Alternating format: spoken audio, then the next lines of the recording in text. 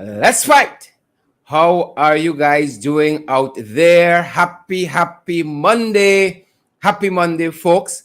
Trust that you guys have had an awesome weekend. You've had a great Saturday, a great Sunday, and you had an awesome Monday. You put in the work, you earned that pay the right way.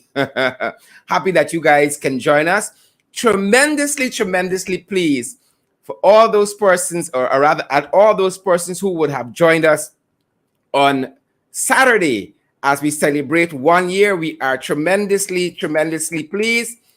Thank you guys for joining us. And for those who did, we had a fantastic time. We had a great time. Wish that more of you guys could have joined us. Nonetheless, the right folks were there. And we had a fantastic time. And 1 second, and I'm right with you guys. Yep, so we had a fantastic time, guys, celebrating our very first anniversary. 1 year we've been here, and folks called us afterwards to tell us that they really enjoyed that program. We simply just opened up the phone lines and persons called. We had lots of laughs, give their well wishes. Folks, when I came off of that program, I had 100 and something missed calls. So many people wanted to come on board and to share in that experience with us, celebrating our first anniversary. So good to see all of you joining us this evening. I see Everett Small and Susan McDonald. I see Anthony Arjun and Onessa Wardine, Francis Escours, Andrew Cuthbert. I see Norris Nurse. Thank you, Norris, for partnering with us, for being such a special part of In the Ring. I see Orwin Don Cook. Don, good to see you there. Good to see you, Don. Great to see Don.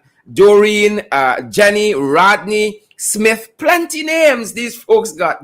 Guys, great to see each and every one of you. And as we come on the program this evening, we got to share the live stream. I am really heartened to see so many of you joining us this evening. Guys, we were in our second year. Woo! Year 2, Welton Blue, good to see you. Laverne, Harry Charan, Kelman, Passad. Guys, really good to see you. Sharon Joseph, all you fantastic folks. Guys, I'm ready to get into the fight card. Share the live stream. You guys know what you got to do when you come into the ring. As we enter the Coliseum, as we enter the arena, guys, we got to share the live stream. We are so privileged that you guys can join us. I see Altia Bernard and Shirley Withers and Roxanne Odessa Jacobs. I see Odwin Lake is in the Coliseum, is in the arena. Diane Gravesandi. I see Denise Mitchell. I see Albert Morgan. All you fantastic folks, a good evening to all of you. Albert Morgan watching from number 51 Village. Big shout out to number 51 Village. Respect and manners to number 51. Anne-Marie Selby is here as well. Guys, I am so happy to be in year 2 with you fantastic folks. Volme and all you great people. You Tandy Grant and Yvonne Benjamin. Guys, share the live stream. Those of you who are joining us on Twitter, we want to see those retweets. Those of you who are joining us on Facebook, we want to see those shares. Those of you guys who are going to be joining us on YouTube, guys, subscribe to our page, subscribe to our YouTube channel, retweet, share, subscribe, follow us on Facebook as well. Whichever page you guys are joining us from this evening. If you guys are joining us from the Christopher Jones page, we want you guys to tune in there, as we want you guys to share the live stream from there. You guys are joining us from the APNU AFC page. Guys, we got to stay vigilant. We got to stay militant. We got to stay on the forefront. We got to disseminate this information. If you're joining us on the APNU AFC page, share the live stream there as well. What about the Alliance for Change page? Share there as well, wherever you're picking us up from. Some of you guys are going to share the link via WhatsApp. Some folks are going to watch us on WhatsApp without even coming back to Facebook or even YouTube. Thanks for joining us, guys. Thanks for joining us wherever you guys are joining us from. We want to see those emojis. Where are those emojis this evening? We want to see those emojis. Good night, Nicole Yaw. Good to see you, folks. and Andrew Cuthbert, Dion, Ayana, BB Sandyford, Kim Walker. Good to see all you fantastic folks like Cheryl, Ben, and Derica. Is it Ferguson, Paulette Hawk, Kippins? All of you great folks, all of you fantastic people. Thanks for joining us in the ring this evening, guys. We want to see those emojis, and we want to see those shares as well. Guys, a lot of people name calling tonight. A lot of people name calling.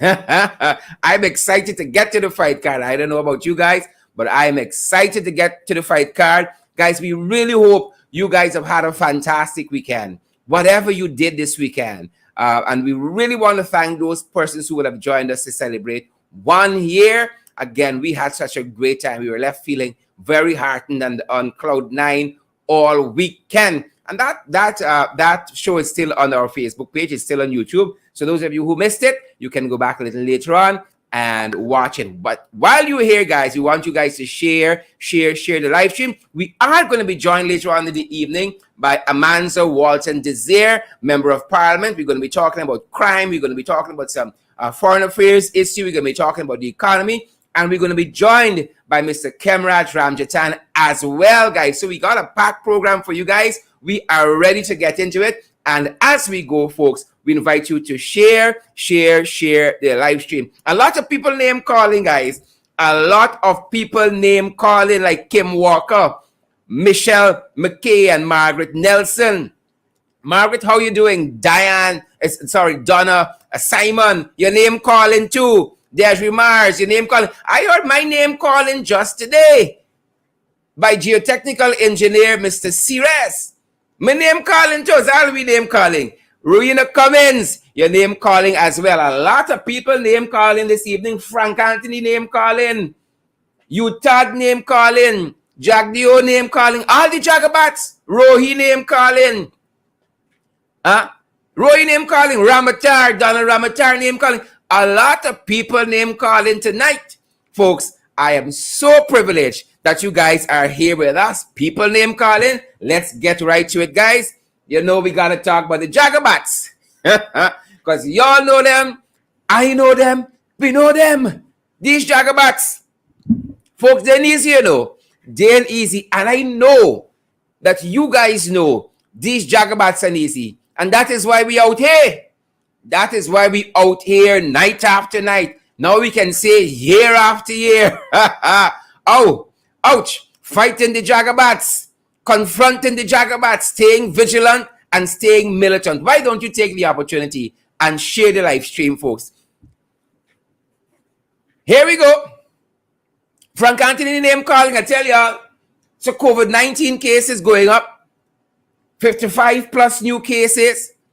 Yep. Remember, folks, when this Jagabat, Frank Anthony, and Team Installation took over, you had 474 confirmed cases. To date, it is 36,875. To date, 474 they took over from. Now it is 36,000 plus. And there were 21 deaths, folks. There were 21 deaths on August 2nd, 2020. Today, it is 959. We're pushing on 1,000. So much for good management. So much for good management. You know, I disagreed with a letter we saw in the press just last weekend attributed to K.A. Jubaniasin praising Frank Anthony or sometime last week. We can't do that when we look at these figures. When we see we got 36,000 confirmed cases and the COVID-19 governance and policy is all over the place, how can we praise Frank Anthony? As a matter of fact, ladies and gentlemen, that is why we brought a no confidence motion. It's one of the reasons why we brought a no confidence motion against that installed minister. Against him. That being said, they want you to swallow another pill. They're not telling you and I enough lies, misinformation, and propaganda on a daily basis. They want we swallow another pill. So them guys now contemplating the COVID pill. No longer an injection. Frank Anthony is reported as saying that he is monitoring the global developments where it concerns the COVID pill. There are two on the market currently, apparently. One is called Paxlovid. Paxlovid. And some of y'all might be swallowing that very soon. If these jagabats have a chance. Paxlovid. And then they got another one called Monupiravir. Monupiravir. That is the other one. Monupiravir. Some ugly names if you ask me. Paxlovid and Monupiravir. Those are the two COVID pills on the market. And according to this installed government, they are contemplating procuring that to test on y'all, to test on us, the COVID pill. So then there's not enough that we swallowing the pills that they're already shoving down our throats. They're now gone into Paxlovid and Monupiravir. Yep, that's where we're heading, guys. To the COVID pills. Picture of the day. Picture of the day. And this one go wallet popcorn are the Coke folks. Picture of the day. Janet Edwards and Paulette Hawk Kippins, Diane Fordyce and Lores Dennis and Waldo Robinson, Anthony Higgins Arjun. Take the opportunity and share the live stream. Guys, we don't make any bones about it. You know, we hungry for the shares. We licorice it. And we want to see those emojis as well. We want to see what's happening out there. Picture of the day. Look them boys. Look them boys. Now, this is the Permanent Secretary of the Ministry of Home Affairs, May Toussaint Thomas. Congratulations, May. May is expecting, and largely so any day now. May's been busy. That's not the government work. And also Frank Anthony. Remember just last week we see Frank Anthony on his Facebook post say that he has gotten married. He has gotten married. So these guys have been busy and not with the government work. So congrats, May. Any day now. And then we got Robson there, if you can recognize him. And then you got the one and only Stan Gouveia. The question could be asked, who's the minister? Stan dress up bad. Stan dress up bad and so there. Apparently, hit St. John's holding back Frank. Or rather holding back Stan Gouveia. Media personality, broadcaster, now turned PR officer there at the Guyana Police Force, Public Relations Department. Stan dressed to the T. Folks, Robson ain't got nothing on Frank. What do you guys say? You can't style a stylist? So this is the photograph of the day. You have May Toussaint Thomas, PS of Home Affairs. You got the installed minister himself, Robson Horatio, Bringsley Horatio Benn, and then we got Stan Gouveia. Can't style a stylist, folks. That's our picture of the day. And guys, as we are on Horatio Bringsley Horatio, this installed Minister of Home Affairs, this jagabat, our attention is constantly drawn to this spiraling crime, folks. Spiraling crime. And I want to circle back to that press conference you had on crime and what this installed administration calling the global, logistics crisis that is, according to them, driving up the cost of food and hence the cost of living. They always want to blame something. So we're circling back there, especially to what? This chief jagabat, catfish, y'all know what he said about crime. He said one crime is too much. Should be many, but nevertheless, who's perfect? One crime is too many. Well, we can call this a press conference. We call this a press conference. It was a press conference. Ali sick. The man sick. Don't take our words for it. Folks, we want light on Irfaan. We pulled together a handful of the coughs in the first 15, 20 minutes, was a whole hour plus press conference. Take a look. Y'all take a look for yourself and tell us people, if alien sick. Take a look. Tell we if alien sick. Tell we. I want to address two specific tell we, y'all tell we. that right? Y'all tell we if alien sick. Interest to the world and of course to our country.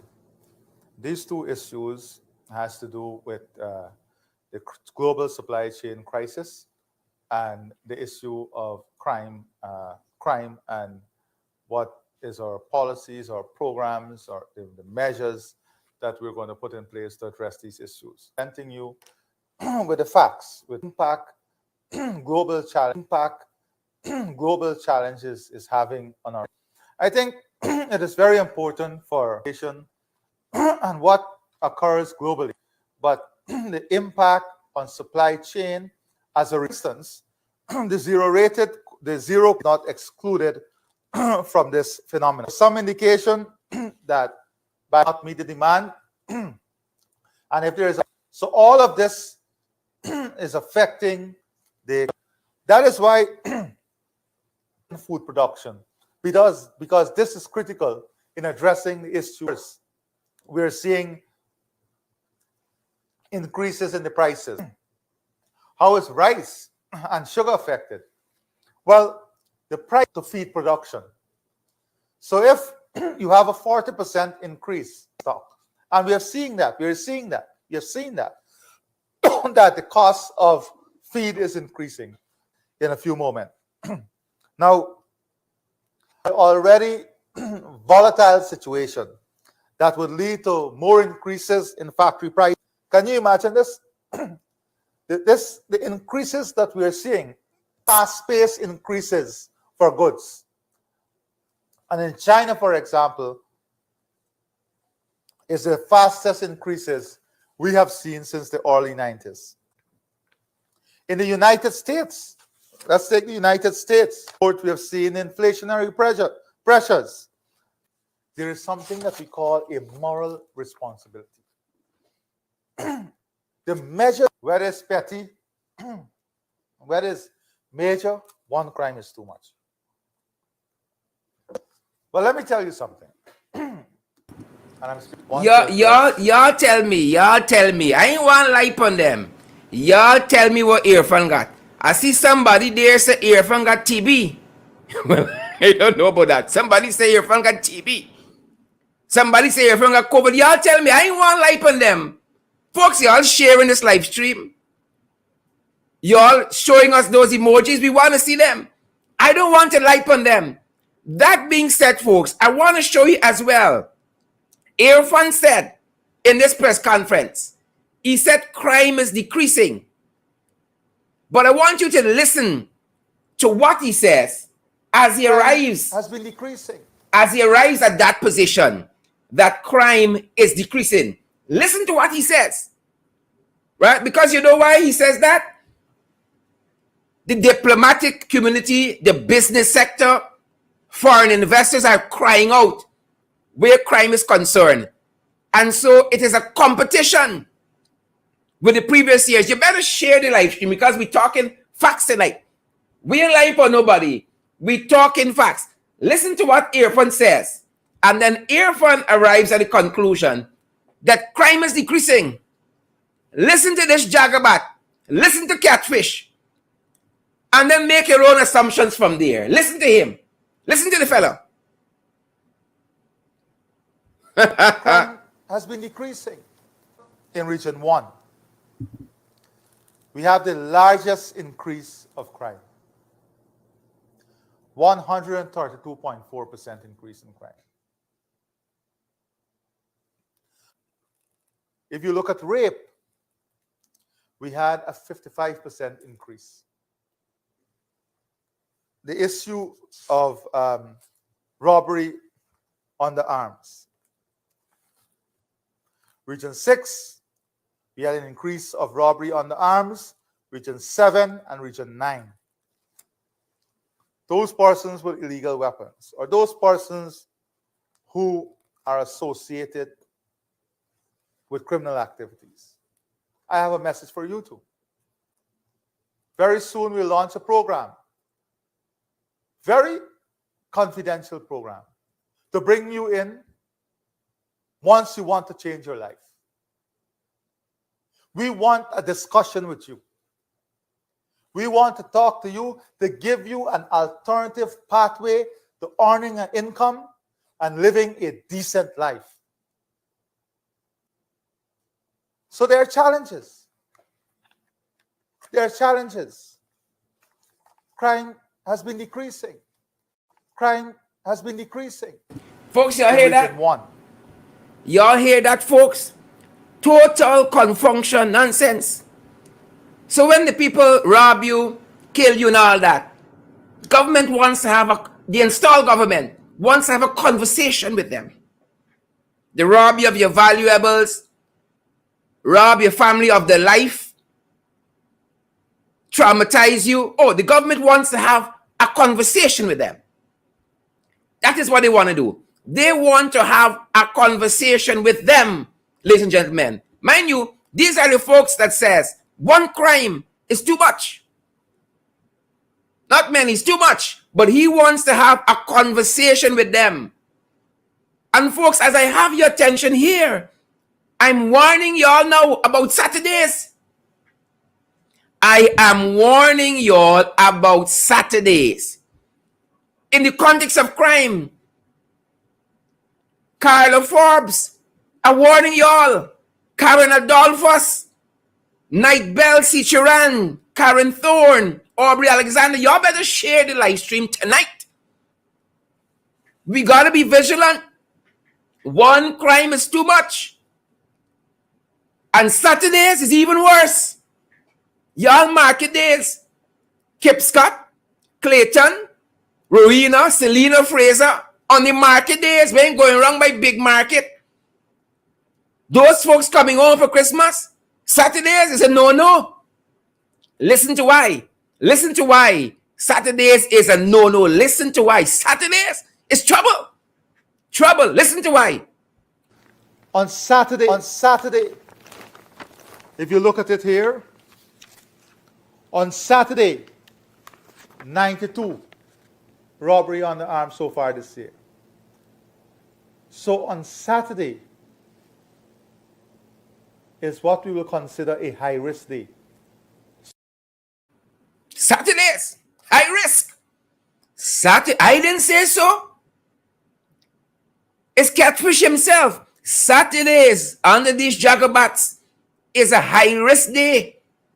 It is a high risk day. Saturday is a high risk day. But is it whole day Saturday? It might be a special time. Who knows? Might be a special time on Saturdays. Somebody ought to share their life. Let people see what's happening in this country. Here what time Saturday. Here what time Saturday. We have broken down not only by days, but by the time in the day when crime occurs.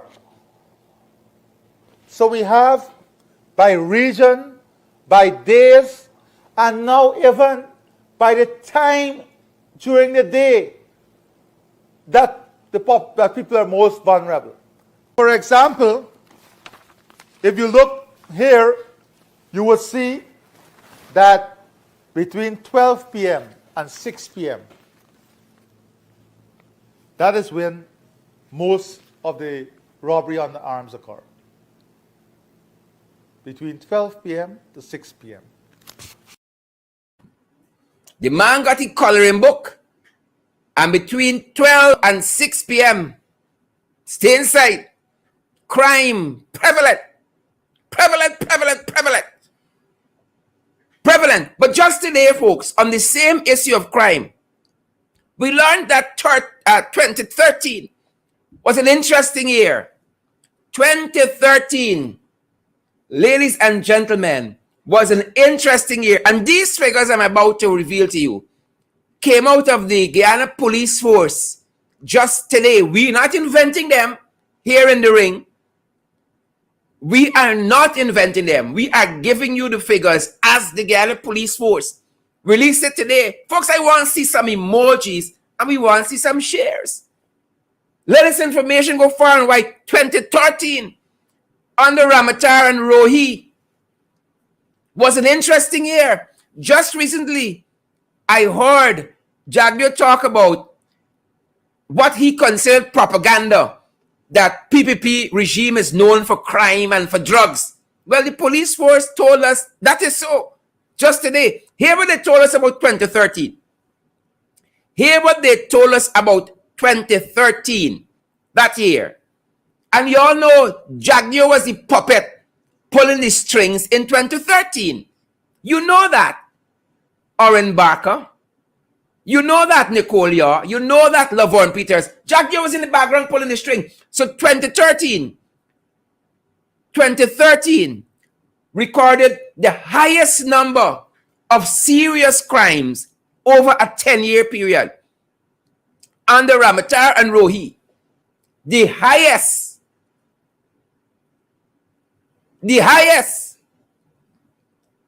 4,204 serious crimes occurred in this country in 2014, the highest in a 10-year period, folks. And the 10-year period includes 2021. Even though the year ain't finished yet, it includes 2021, which means it includes the Granger presidency. The highest serious crimes occurred in 2013. Again, 4,204. But more than that, robberies. 2013 had the highest amount of robberies. So when you didn't feel unsafe, you weren't going out of your mind. You weren't cuckoo. Or as Joe Hamilton would say, kokoko. You weren't kokoko or cuckoo. You were right to have those fears because the police force told us today that 2013 recorded the highest category of all kinds of robberies. Under Ramjattan and Rohi, you had 1,531. And some of you listening to me might have been robbed in this very same period. The highest serious crimes was under the PPP. The highest robberies was under the PPP. Poor management with crime, and it goes on. This is the police force put out these figures just today. Desiree Heliger, Buddy Bulkaran, Anne-Marie Selby, Wilton Blue. The Guyana Police Force put out this information just today. Break and enter larceny. It gets worse. In 2013 was the highest, again, over 10-year period, including the Granger administration. The highest, 4,204. Similar to serious crimes, break and enter and larceny, the highest in a 10-year period. So some of us like to bad talk Granger, but the man get a good life. The man had a good life because we can infer that under Granger and Khemraj, serious crimes were being managed, robberies were being managed, break and enter and larceny was being managed. And you know what else? The clear-up rate for murder, which includes people being captured, passed through the courts, convicted. The clear-up rate for murder was the highest in a 10-year period under the Granger-led administration. This is the Guyana Police Force released this today. They had a clear-up rate of 78%. Capturing people who committed murder, passing them through the court system, convictions, all of that accounts for this. The clear-up rate for murder was the highest. The police force, they walk in. Granger them boys, they walk in. But hold on. Folks, y'all gonna want to share this live stream tonight. Listen to the story here. Listen to the story here. Y'all remember, people were saying that under the Granger administration, right? People then shipping cocaine as plenty as under the PPP. It was borne out because 2018 marked the lowest recorded seizure of cocaine, 11.1 kg. 2018, the lowest period of seizure of cocaine, the highest. This is where we come back to Jagdio, who just recently said, oh, it's a misconception that drugs move a lot under the PPP. The highest seizure of drugs was in 2021. Believe it or not. This is according to the Ghana Police Force, the highest seizure of cocaine was 536.3 kg in 2021. And the year ain't finished yet. The year ain't finished yet.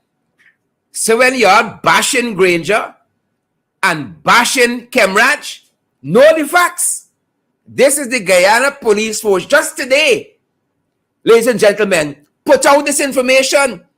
So when we spoke about the good life, we know robberies were done, break and enter and larceny was done, serious crimes, the clear-up rate for murder looking good, and drugs didn't pass in. Like, no, it wasn't, and that is the facts.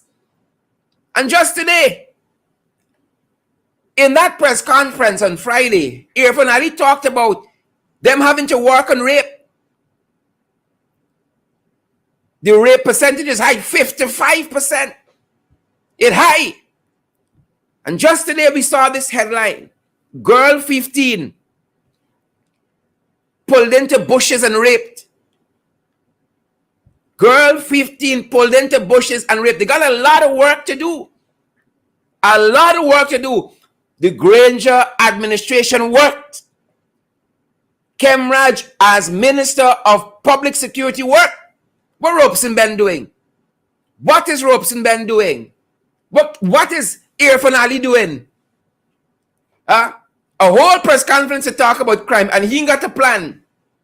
No mention of Ramson Benn. You know what Irfaan doing? You know what Irfaan doing? Yesterday we celebrated Remembrance Day. This was King Jung Irfaan. Kim Jung Irfaan. No, it's not North Korea. It's Guyana. Irfaan can't walk from State House right to the Cenotaph. Irfaan can't walk from State House to the Cenotaph, folks. To the Cenotaph. He can't. So not only did he drive that short distance, look, bodyguards around the car. So one person asked, if something should happen and this car got to speed off, what happened to the man in front? What happened to the man in front? Y'all ever see anything like this? In all our lives, ladies and gentlemen, we have never seen anything like this. And look at the man that would be president. Who wanted to be president? So move over, King Jung Irfaan, move over. Look this other one here now. Oh, Father. Oh, Father. Ramson no able. So the question was asked, whether it's the bodyguard in the back. Who is the man in the back? Because the man in the back looks like a bodyguard. No, it's not a bodyguard. We are reliably informed after very close examination that this is Kashif Mohammed, part of the Kashif and Shanghai duo. So I don't know if he get a walk with Ramson or what, but yesterday he was spotted in bodyguard mode. So folks, it is up to us to figure out what is happening here exactly. What is happening here exactly? And to help us understand some of these shenanigans, to help us understand some of the shenanigans. Folks, I want to welcome the one and only.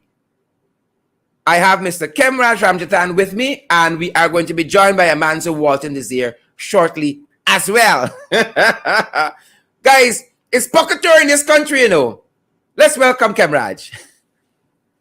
Khemraj, how are you doing, sir? I'm doing all right. Thanks very much. Fantastic.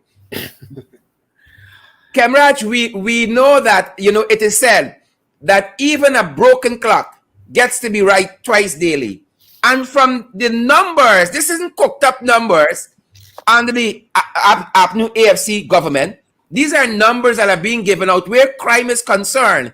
And on Friday, Irfaan Ali had a press conference. Two things he focused on. He looked at the how the cost of living is going up and interventions that they are finding very challenging to make. And he looked at crime. And then today we saw the police force putting out these figures. It was half an hour on crime, but still half an hour later, you didn't have any comprehensive, coherent plan. What are your thoughts, Khemraj? Well, you know, to a certain extent, I am happy that the president, without a security plan, talked about everything that we in the coalition government had planned and literally endorsed it. And one of those things is the CCTV. That's correct. The Smart City program, the at risk where you're going to give young people second chances. This was a government, even prior to 2015, never wanting to give second chances. They felt that you up the sentencing, jail them, lock them up because their business friends were telling them that should be the philosophy with young people especially. Lock them up. Now, he has come and made a somersault, that is the president, to state that, yes, we are going to have a program. Now, the program is going to be exactly as we have had during the it was called the Citizenship Strengthening Program. Yeah. Remember that? Yeah. It was funded by the IDB to the tune of about $5 million. And I pleaded with the IDB to even extend it because they had a kind of a 3-year program. We wanted it to go over to 5 years. And if it comes to that, we are going to ask them for some more monies because we knew that after 2020, we were going to get the monies from the oil revenues that were going to come on. And that is an important program. Over 4,000 young people, and this could be verified by the ministry, got training in a number of entrepreneurial skills, welding, auto electrician. You go to New Amsterdam, it happened. We had a program at Kanji. We had one at Anna Regina, Linden, Georgetown, in several areas of Georgetown and so on. And a number of them, there were graduations at New Amsterdam. What's that school is called? I forgot, and so on. But apart from that, too, we also had, as a very big part of a plan, was the amnesty we granted to those who had firearms. You remember? Correct. And a number of people brought in their firearms over. Khemraj, so all of this is basically borrowing. This is borrowing because, but again, he's borrowing from a fella that regard himself as an academic and we can't find his first degree, to the extent that he's not acknowledging. I think they call that plagiarism. Well, you know, in academic circles, because when you ain't got nothing to do on the security front, it's a good idea to adopt that which was very, very well studied and researched and well organized already in the form of the coalition plan for security. And even the community policing. You don't even want to call it community policing, but strengthening the community policing of which you were heading. Remember, you were head of that thing. Correct. And all across the regions, especially the region now that has the less crime, you had set up a number of groups up there. Remember, Region 1? Correct. Region 1. And the community policing in Region 1 was doing a far better job than some of the members of the police force. Because Who today- region 1 now is being identified as the place with the most crime. As a matter of fact, coming out of that same press conference, he said it has the most crimes there. And he wants to attribute that to the Venezuelan migrants. Yeah. He said it's the migrants. Yeah, but I remember this community policing as a category. You did a wonderful job, and even the previous guy that you took over from did an extremely good job. And we had a lot of funding, boots and a whole lot of other things. Yeah, batons and so on. Notwithstanding all of that, you still will have the crime. Crime's not going to be just shut off like that. But the safe city, the amnesty, the at-risk youth, is given second chances, community policing, and so on. And it is indeed true that the clear-up rate as a result of every time I go to the police officers conference, I made mention of the fact that I want officers to always have that confidence that they must be regarded as, big brothers in the communities rather than bullies. And they must treat the community members like that. Fantastic. And, yes, we did a number of things, even breakdown. Khemraj, we have Amanza Walton-Desir joining us. I want to pull her into the discussion because she found some of this press conference very, very bizarre as well. And Khemraj, to come back directly to some stuff that you were saying, the Irfaan Ali did give credit. He said it very plainly. They have found that the areas where the smart city project is covered in region 4, they got tremendous improvements where crime is concerned. Again, that is center to the Granger administration crime plan that was instituted under the last administration. Now he wants to roll it out countrywide. Again, this is APNU AFC project being... We had told the IDB that this must be countrywide. We wanted to go into the towns because the towns are the clusters for lots of crime. They got the most commercial areas, New Amsterdam, Anna Regina, and the other townships in Skeldon and so on. And we wanted those clustered area with the high crimes. Even I noticed you mentioned a colorful dashboard. That dashboard was being worked on in the coalition government. And we were asking that the statistics be put in and the clusters tell us where and when the crimes are occurring and what times actually and so on. But they've put it in a more colorful form. They've given the president, and the president feels that, it is his idea. He ought to have been very frank and truthful and honest to make a public acknowledgement that this is but a continuation of the APNU AFC's program in relation to security, which had brought down the crime rates, quite frankly. And he didn't want to mention that we have almost made zero piracy when you had so much of murders and slaughter in the Suriname end as well as the Venezuelan end. We literally brought that thing to zero, and today you're hardly hearing of any cases because the right people are now in jail. The right people are also in the Suriname's jail who are doing all that mannishness and wickedness and mischief. And so it is important. But I just want to make this additional point.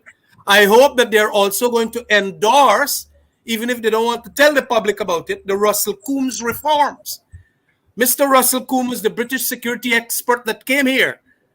And we spent a lot of money. The British gave us about 3 million pounds or 3 million US dollars and various reports on what you call human resource manual, creating a marine unit, creating an aviation unit for the Guyana Police Force, how to better work your budgetary allocations and so on, how to anti-corruption methods within the police force itself.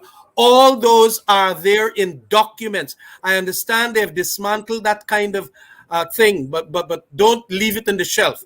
I am asking the president and Blenheim and all the rest, please utilize these reports because they are very useful and valid.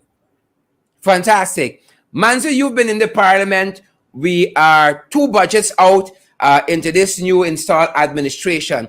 And, it's quite strange that with what they call the global supply crisis, that is what they are attributing to their failed economic policy. As we often say here, the theme of the last budget was economic dynamism and resilience. Well, everybody know how that going, things tight. Now, lots of the measures they had in the first budget, right? They're saying, Amanza and Khemraj, they were so smart that they saw this global supply crisis, and that is why they took this tariff off of water, and they zero rate some of these other items and brought down the cost of fuel in some instances. But the folks who are on the ground know that lots of these things were done on the Granger administration and just were made permanent under the PPP on the onset of COVID-19. So again, the plagiarism and the dishonesty, it's telling, Amanza. Good evening, Sharon and Khemraj. Good evening to your viewers. Good evening.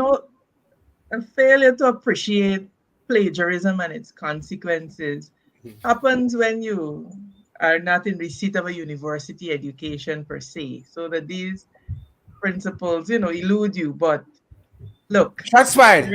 The reality is that, Sharon, I wanna talk about the crime situation, because I was listening to that press conference. And in addition to all that Khemraj had said, one thing seems to elude Irfaan Ali, and that is your people do not feel safe. It therefore doesn't matter what statistics you raise, how much flow charts you put on dashboards. Your people do not feel safe. And that is what matters. And if one were to listen keenly to the press conference, the statistics show that the crimes that cause people to feel the most unsafe are on the increase. So things like robbery on the arms and so on, robbery with violence. He has admitted, based on the stats, that they happen in prevalence in the streets. And so what that basically means, Mr. Ali ought to understand, is that the crimes that make people feel unsafe and the crimes that plunge society into fear are on the increase. Fantastic. That is the first observation that I wanted to make as it relates to that. It will be helpful for the president to understand that at the end of the day, coming now to this, the economic issues that we're facing, and at the end of the day, again, your people are feeling the squeeze. Things are tight. When I listened to the press conference, what I heard was a litany of excuses. Yes, correct. The question is, you are sitting in the seat of government. What are you doing about it? The woman that cannot feed her family tonight doesn't care about the interruption in the supply chain. What she knows is that she's a hardworking public servant. She has not had an increase for the last 2 years. However, the cost of living has risen exponentially. What she knows is that this COVID cash grant that he has referred to, she didn't get it because the people sharing it out bypassed her, either because of her ethnicity or her perceived political allegiance. What she knows is that she tried a kitchen garden and it didn't work and she got no relief for it. So Irfaan Ali has to understand that standing up to say, oh, it's happening all over the world will not. It's not enough. Yep. It will not cut it. You are the government now, albeit installed. You're sitting in the seat of government, and therefore you have the responsibility to come up with creative solutions to make sure that your people have some kind of ease in this crisis. Yep, yep. And you know, as you say that, Amanza, I want, and you talked about money. Khemraj, this administration, this installed administration, thinks that it can throw money at a problem and it's going to just disappear. And lots of these interventions, I heard Ashley Singh say, this will stimulate the economy. But it seems to, I don't know, the only thing left for the throw at this economy to stimulate it is the blue pill. They talked about throwing 2 billion. There. Let me just mention this. Ashney is not an economist. You must Who's get Ashley? some financial or accountant or something. That is his area. And this thing calls for qualified economist. Now, that other one that we know that is a good ally is very much Russian oriented. Mm-hmm. And they seem not to understand that we are in a westernized dynamic and a westernized economics, in which when you take huge billions of dollars and you ain't got the goods that are increasing proportionately with the huge billions that you got to throw after it, it will create an inflationary effect because you got more money now to spend on the same amount of goods. That is only the local thing that is causing this explosive cost of living. But they have said that kind of thing of giving relief to their friends, $10 billion there, another step for COVID, and you take the bloody money and you take what is called deficit financing and you're pouring it over the same set of bygone that in an ordinary situation would have cost less. You're going to have to pay more for the bygone. So here it is about telling us. They just don't understand both the microeconomics and the macroeconomics of this thing. I am a lawyer, but I do quite a number of bits and pieces of reading and talk to some of the professionals. You even watch the news out of America. Trump is now being, or Biden is now being castigated for the same reason, you know, because he's throwing a lot of money into an economy. Some people feel that, yes, it will make the ordinary people feel better. Well, that is if the distribution of it is but equal.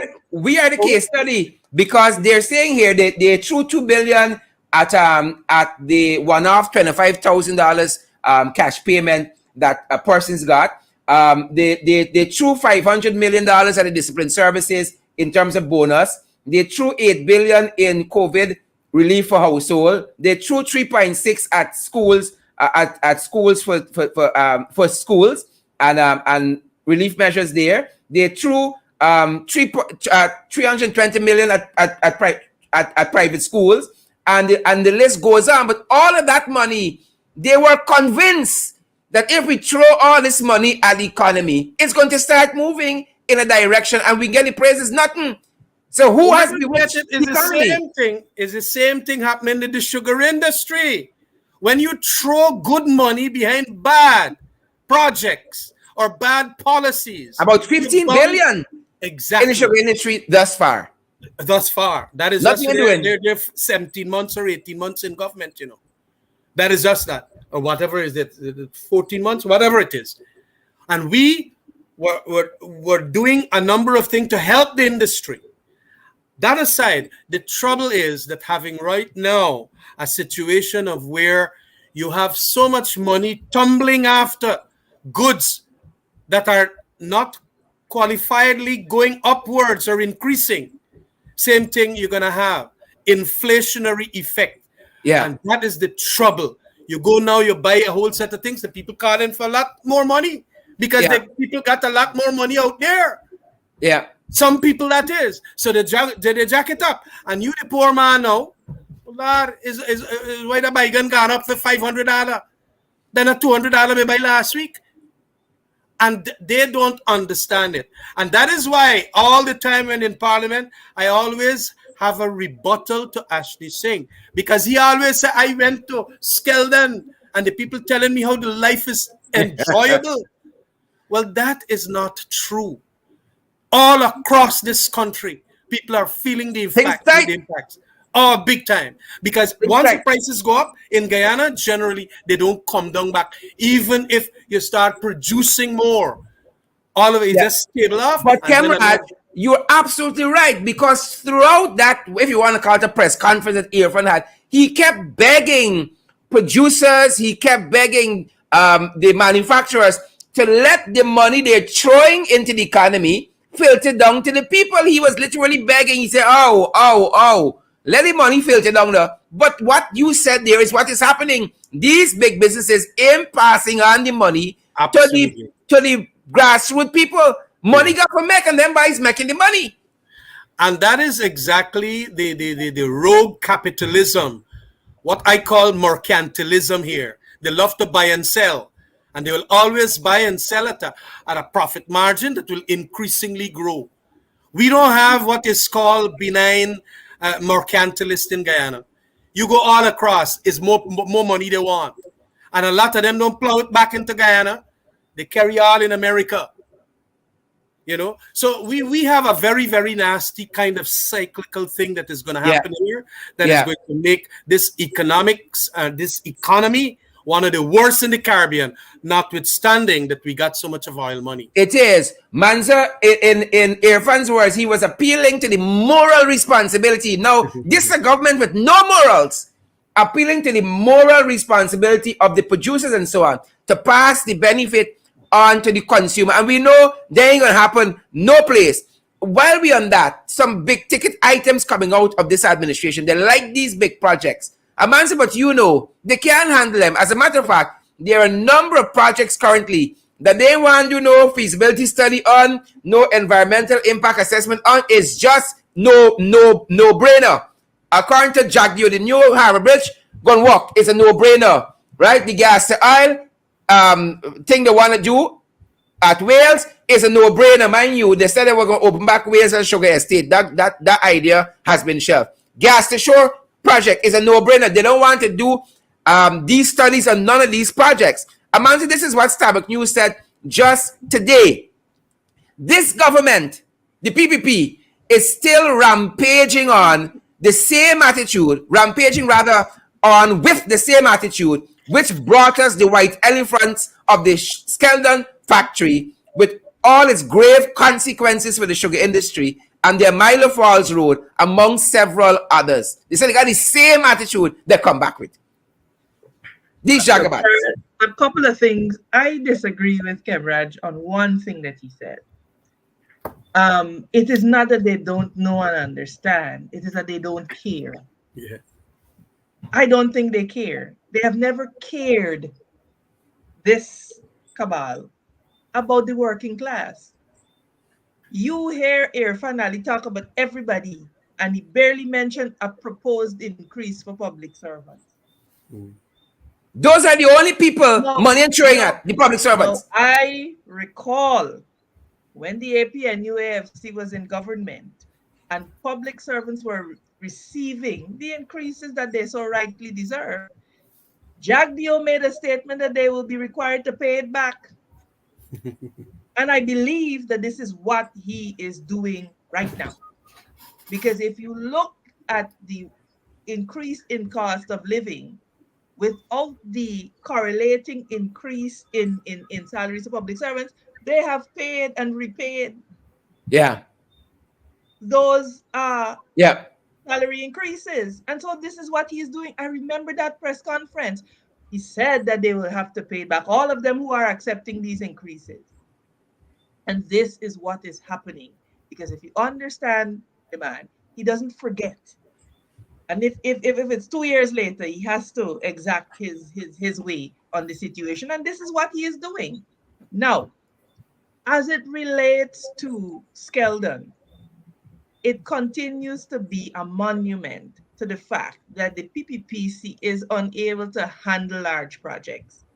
And this is where I say to the Guyanese people that you have to not allow political loyalty to put blinders on your eyes, because it is our children and our children's children that will be saddled with this debt.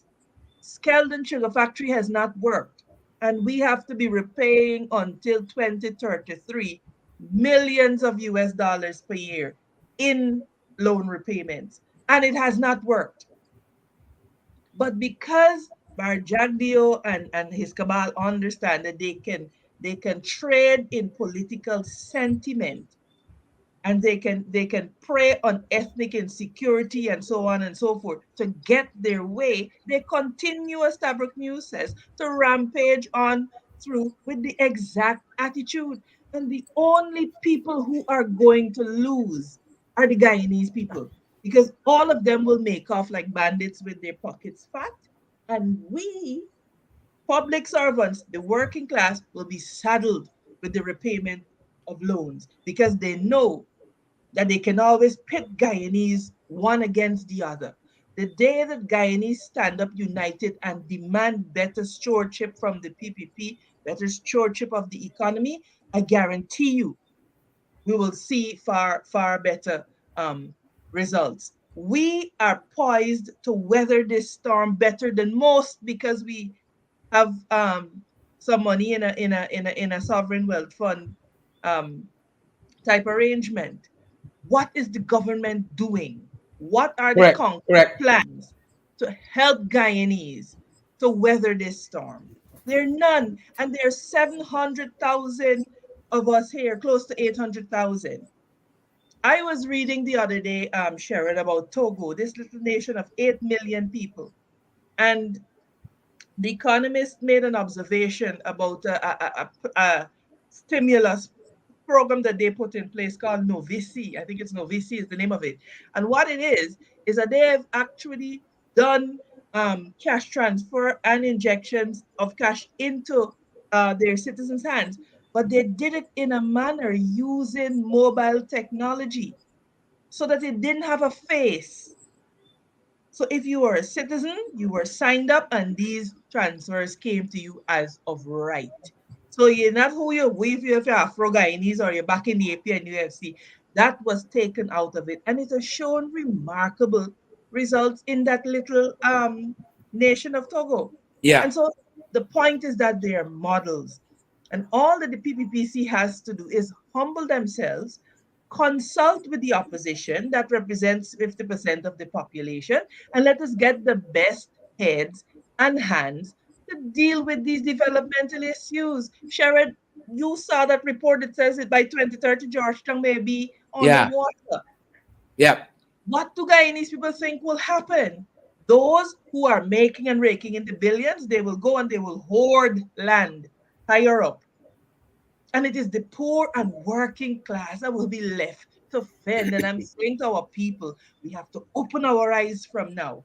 Every For the last year and a half, ever since I've been on your program, I've been saying to us that these developmental challenges will require all of us to put hands on deck. Correct.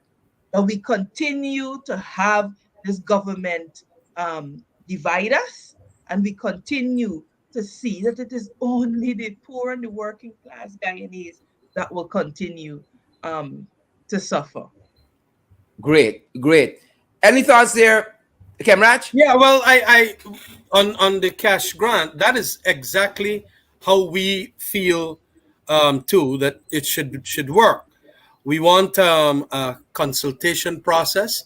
We want it to have parliamentary participation, and indeed, we can work out from the best practices models of all across the world to come to where each and every Guyanese can benefit. I feel a little subjective feeling on this issue that the very rich, if you're making $2-3 million like a businessman and some of these CEOs for them big banks and so on making, well, you're not entitled. You should be off of that list, as it were. But whatever it is, we should have a threshold level that ensures that people are going to get a portion of that pie. I also want us, whenever we are doing relief, this is different from cash grants now, like the flood relief and so on.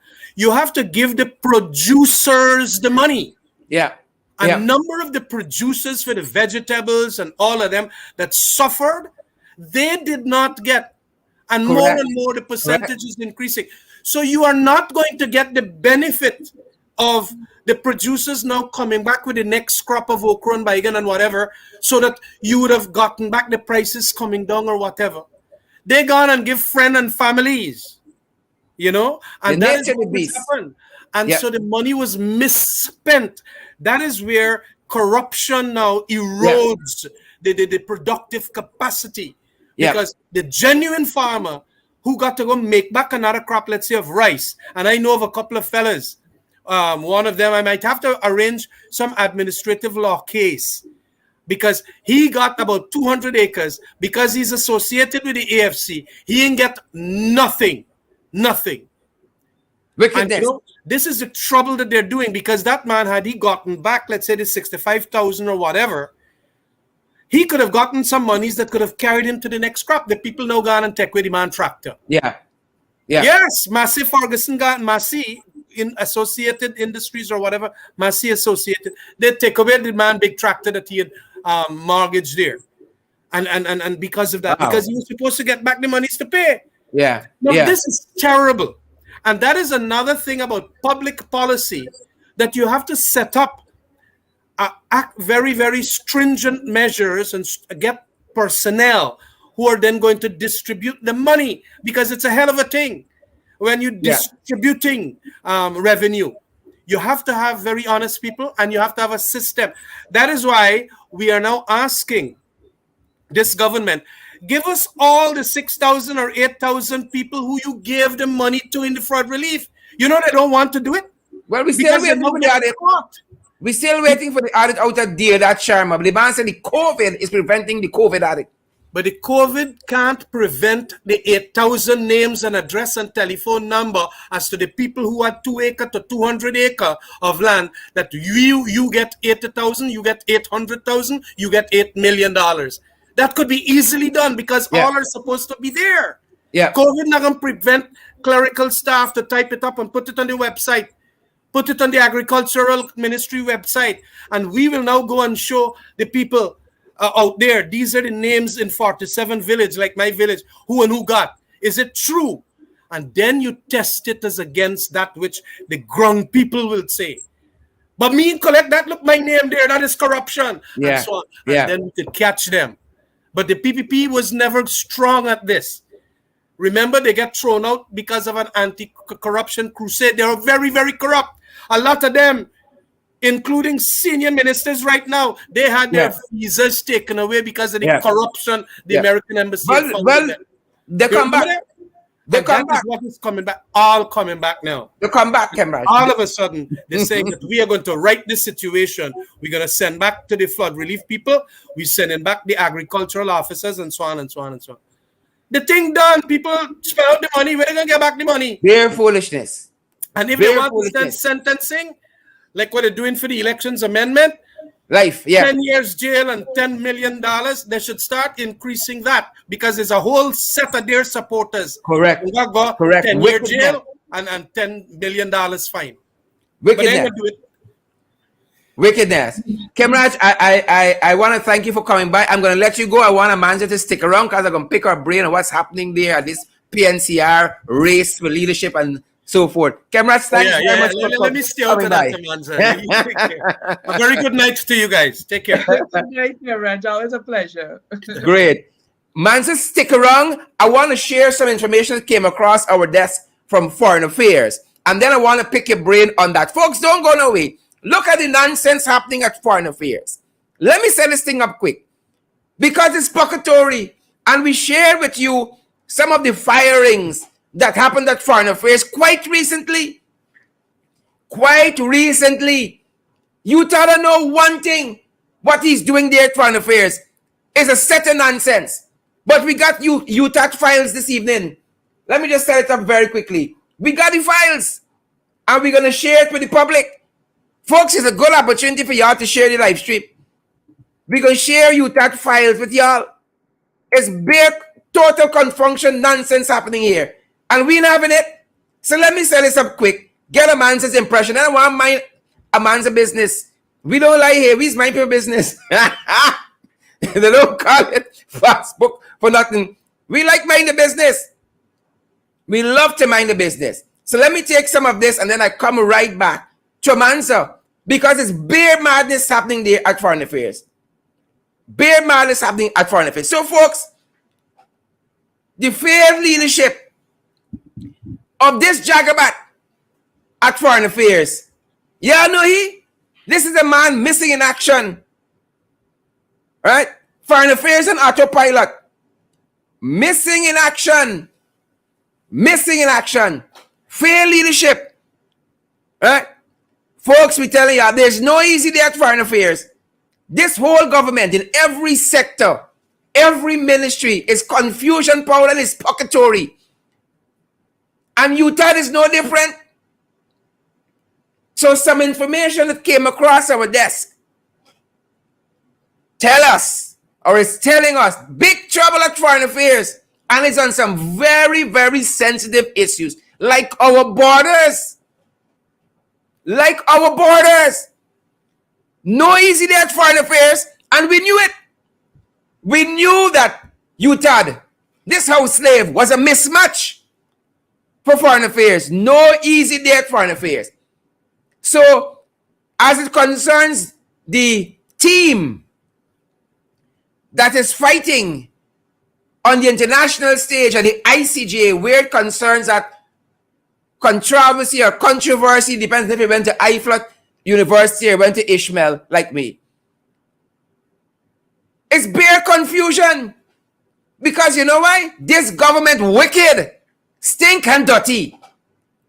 And even at that level, you would think that Gail Teixeira and UTAD could put aside politics. Well, we understand that Carl Greenidge had to complain to Irfaan himself concerning the breakdown of decency in those internal meetings. Folks, if you blow too hard, this whole government would collapse. It is on every front. Listen to what part of that letter said. Now, Tad wants his own people through PPP to go in there and to handle these sensitive matters. He own people, not professionals, you know. Listen to what part of that letter read. Listen to what part of that letter read. A long letter to Irfaan. Here what Carl said, I have found the behavior of the ministers, this is Gail and Tad, at the session out of place. This is how they carry on, you know, and they insisted the meeting be recorded. I have found this was a meeting that took place, one of the many meetings that took place on the border controversy internally. Carl Greenidge said, I have found the behavior of the ministers at the session out of place, offensive, and calculated to offend. Many of the claims they are making are ridiculous and suggest that the ministers not only have a problem with myself, but with the external lawyers. Whilst Ambassador George, this is the man that this jagabat, UTAD, total inexperienced in international sales, once there. While Ambassador George is not without skills, he is clearly not a lawyer. He is clearly not a lawyer. And in combination with Mesquite, cannot replace as our external lawyers and the maritime expert. This is an area Amanza has some experience in. Maritime export. Man's a qualifier, you know, y'all don't watch it. And the letter goes on. That, however, seems to be the minister's intention. He want professionalism, this camp Tad, this fraud Tad, this house slave Tad. He want professionalism. And to further prove that, we share this on this program already. That is why UTAD and them have gone after foreign affairs staff at the consulates around the world, at the embassies around the world, and we put out this list weeks ago, the blacklist. And we weren't intending it to be a pun, but it's truly the blacklist, because one Indian person on this list, one Indian person on this list is friends and family. Where the PPP is concerned, it is friends and family. Friends and family. And we're going to continue to expose them. It is friends and family that caused Sabbath News to call out just Sunday, this statement construction company The same PPP friends and family. Here what Starbuck News said about them.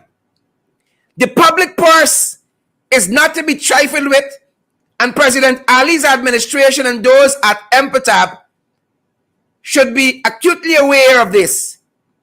The award of this contract to Statement Construction Company would be a joke if the possible repercussions weren't so serious. Starbuck News again just today, and I quoted this earlier, talked about the PPP and how they manage stuff. In an editorial themed government for the people, it says this government is still rampaging on with the same attitude which brought us the Whiteley Fund, the Skeldon factory, with all its grave consequences for the sugar industry, and the Milo Falls Road project, among several others. The people know one goddamn thing what they're doing. That is the point we are making here. They know one thing what they're doing, and they are moving professional, competent people out of the way to bring in friends and family. Things like border issues. You want friends and family there? You want competent people. You want the experts. So I don't know what the hell UTAD is doing. I don't know.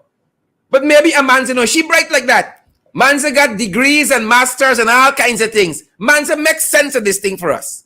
Make sense of it. Thank you for your audio, Amanza. I think it's me or it's you. Sorry, it's me. Are you hearing me now? What's happening, Amanza? What's happening? I mean, UTAD can rise to this moment.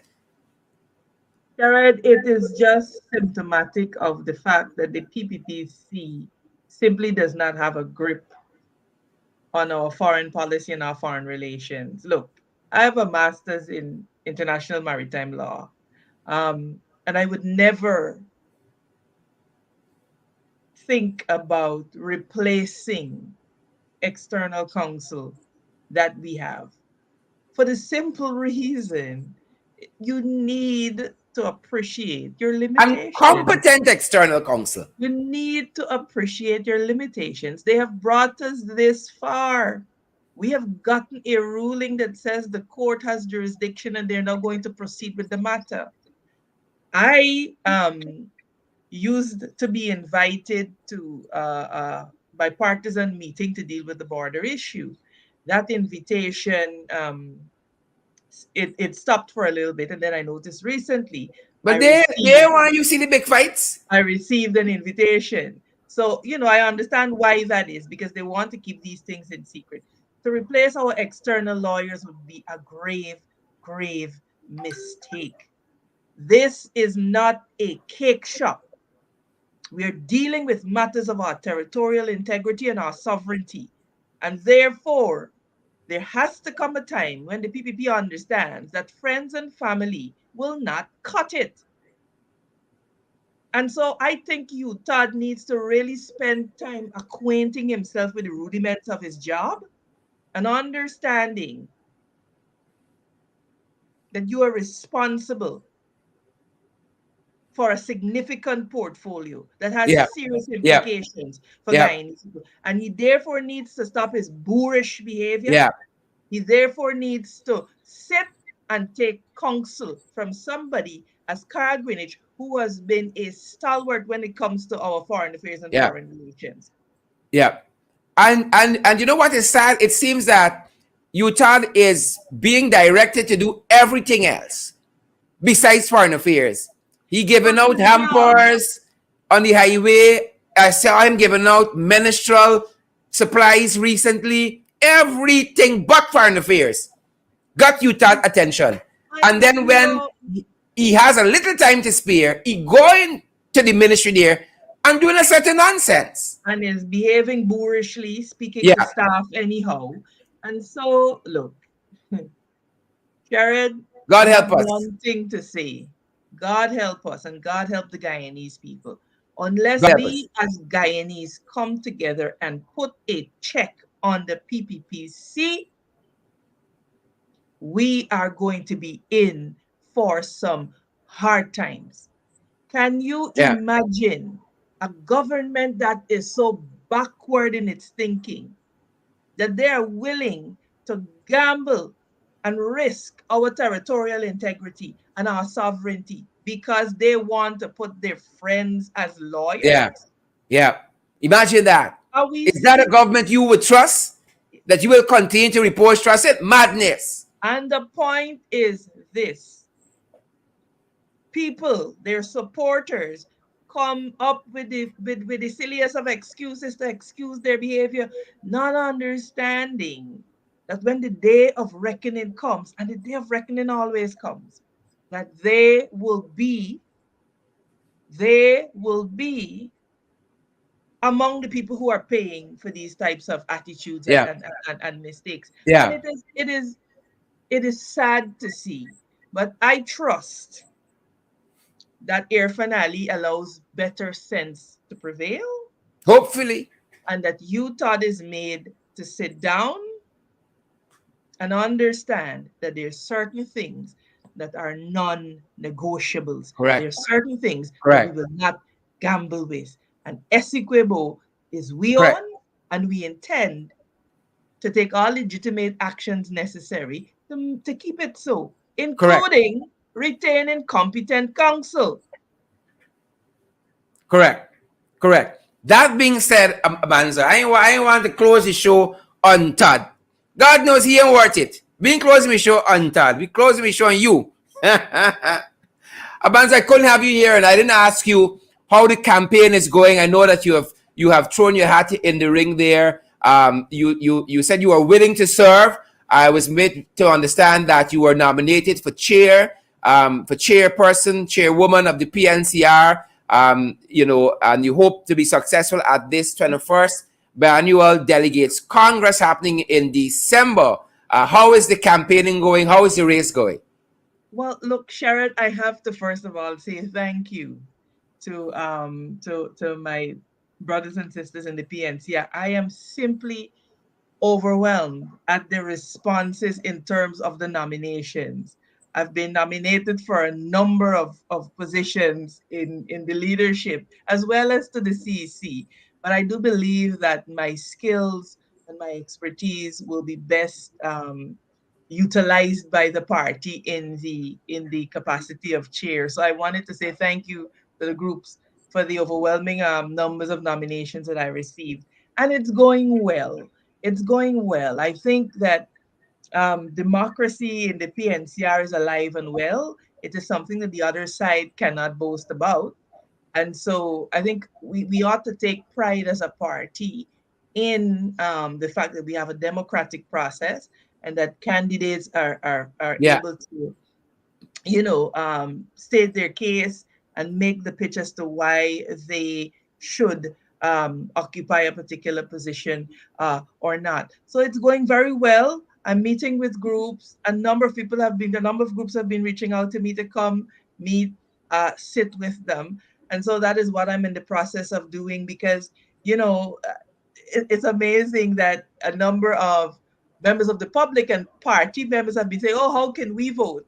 But really and truly, it is a process that is determined by the delegates. And I want to Yeah. make the point that, as delegates, it is important that they have an ear for what the people are calling and not be tone deaf, because very often you hear it said, oh, you could have all of the popular sentiments, but it is the delegates who decide.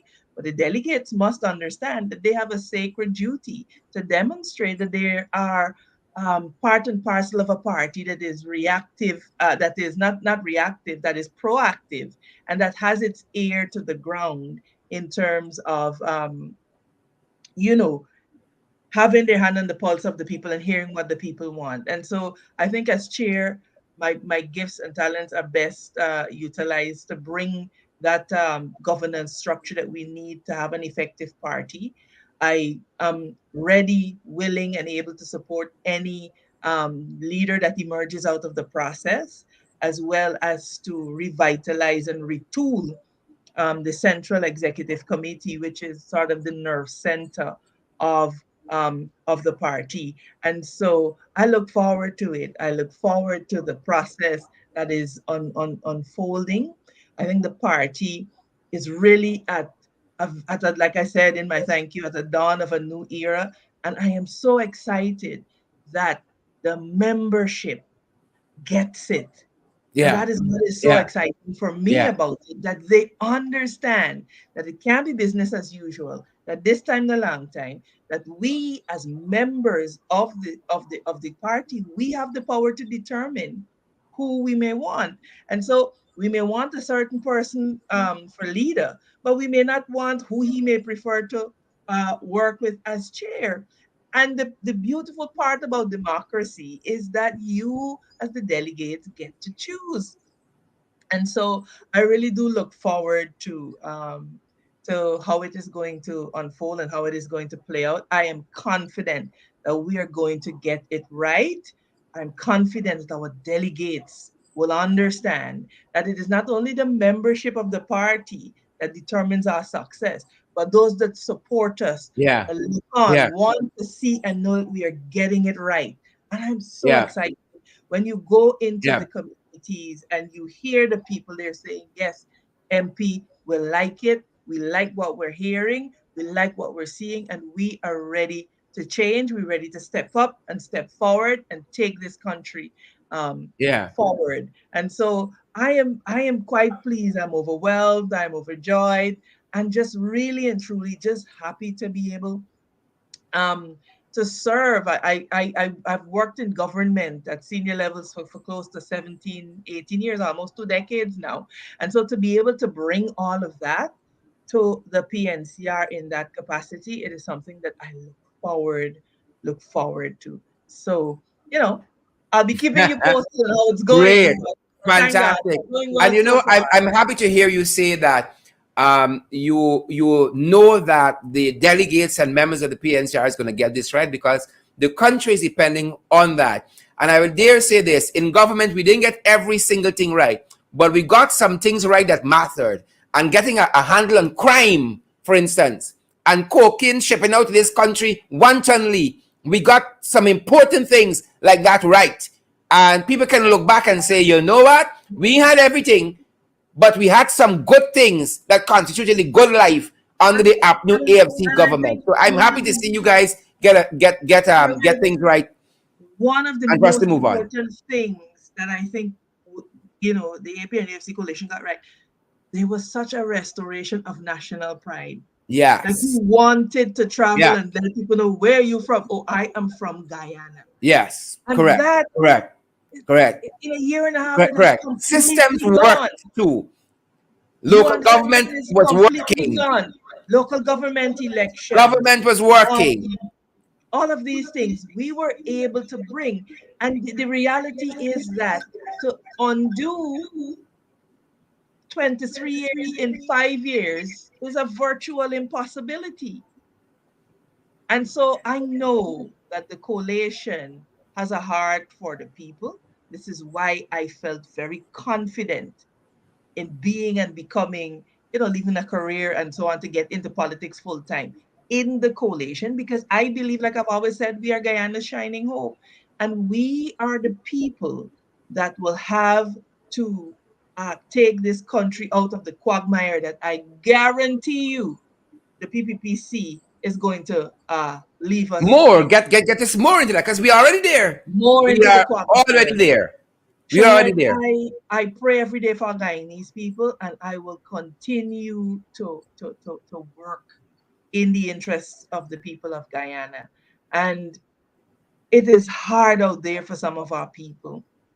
It is very hard. It's hard for a lot of people. People Yeah. can't afford to Things feed touch. their children Yep. a spare meal a day.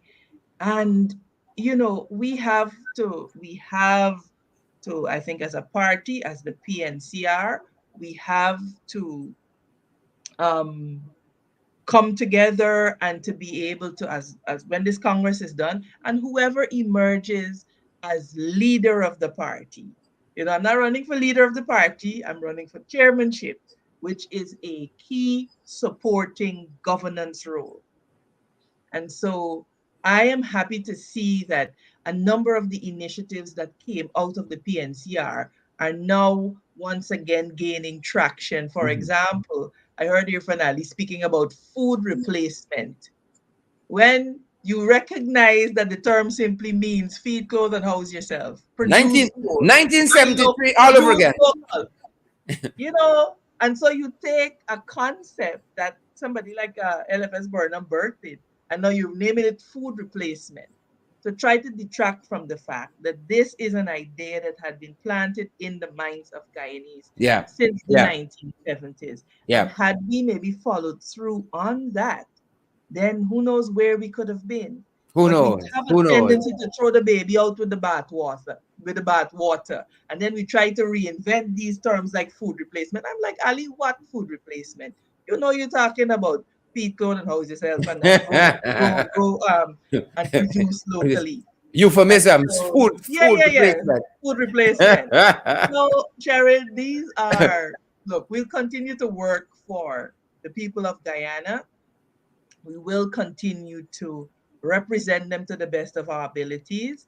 And again, I really just wanted to thank my brothers and sisters for the nominations. I am overwhelmed. I'm humbled. And I just look forward to being able to continue to serve.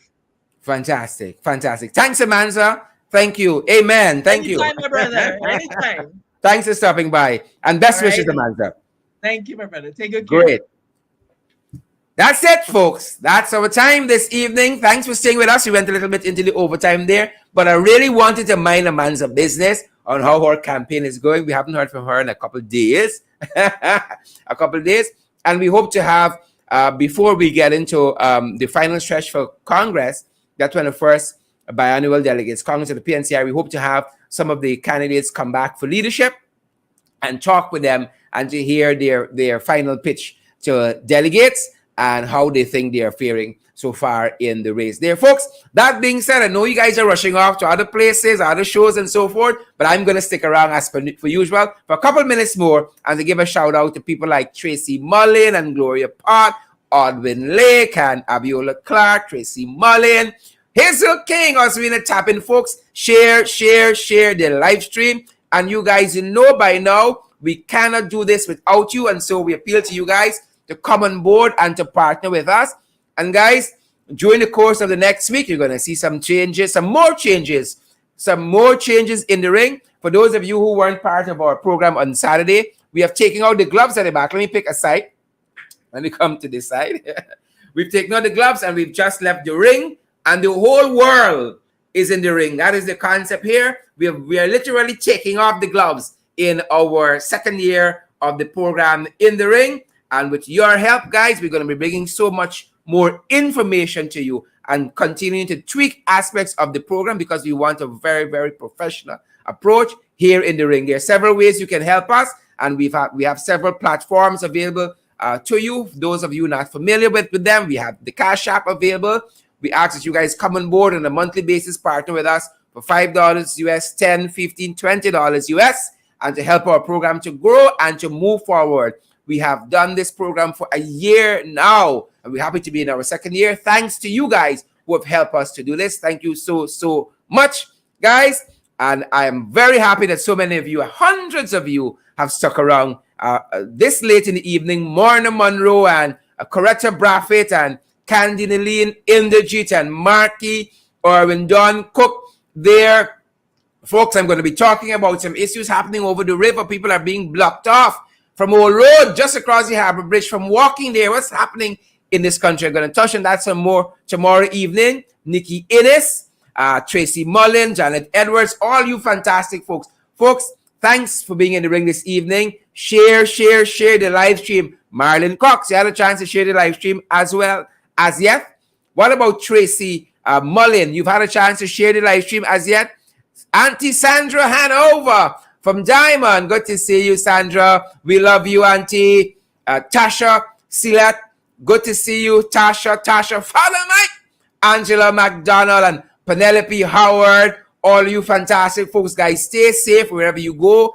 Some of you are on the bus heading to work, somewhere in the world, in a taxi, in an Uber cab, somewhere in the world, folks, on the train, watching us. Some of you are listening to us in a headphone, heads down someplace. We are so grateful, so thankful all around the world. You folks watching us, thank you so much, guys. And as you go, remember to share share the live stream. Thanks for joining us. That's our time for this evening. Tomorrow evening, same time, same place. Stay safe.